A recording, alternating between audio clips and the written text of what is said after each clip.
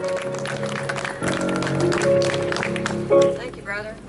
Hey guys, my name is Tracy Smith, and it's just an honor and a blessing to be here to talk to you about what Jesus has done for me, because I would be absolutely nowhere without him. Not going to glory Satan any much by telling you too much about my past. Just know that I had a really bad childhood, had a lot of really, really bad things happen that shaped me into a very hard, very unbelieving person. I built kind of a kingdom and empire for myself, worked 25 years in sales, had a beautiful family. God blessed me with a son and a daughter, and ended up becoming an alcoholic because of those things that happened to me. And I literally had to lose everything to find the only thing that matters in the first place. I lived homeless on the streets for about 1.5 years out of my car. Literally did just every drug that's on the market today, and everything else you could imagine comes with that. Just lowered myself to a point that I ended up in Mobile, Alabama with a 10-year prison sentence. But you know, God has a plan that supersedes my plan, and he's bigger than any consequence that you have. I might have gotten 10 years, but after I'd been there for 1 year, they decided to call my name and tell me it was time for me to go to Lovelady Center. And even though I had a road to Damascus encounter in county jail before I got to prison, the Lovelady Center gave me a foundation. It taught me how to use the things that I was learning through the Bible, taught me how to get up every morning and do devotion, gave me people that walked alongside me every day to lift me up when my arms were weary. I ended up working for them for about 2 years. I learned how to walk out what they were teaching me. And when the Lord called me out of there, actually I got laid off from there, I really thought my life was over, to be honest with you, because I thought ministering to 400 women every day was what God saved me for, because I loved it.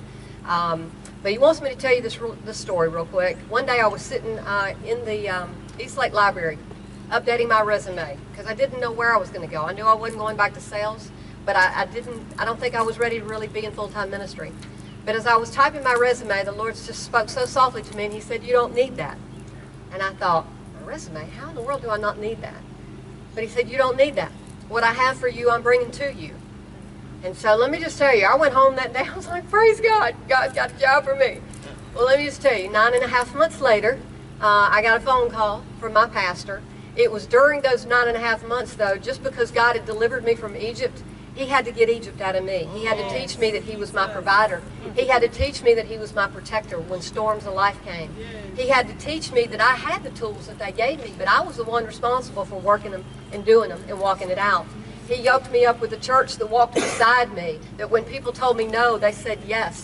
When I couldn't find a job, they found jobs at the church for me to do, even if it was sanding and stripping the floors. And I humbly did those because I knew that he had a plan, because they taught me to trust my Lord and my Savior. But anyway, when that phone call came, just to be real brief, my pastor said he was preparing his sermon for that Sunday night, and that the Lord told him I was supposed to help him preach it, and that he wanted me to share my testimony with our church folks. Well, at that point in time, I hadn't been going there for but about a year. They knew me as the lady from the Lovelady, but they didn't know I used to be a Lovelady. So when I got up there and told my story, you know, of course, when we share our story, there's some people that are shocked, because I told the whole story. But there's some people that really can see what God has done in our lives if we really let him shine through.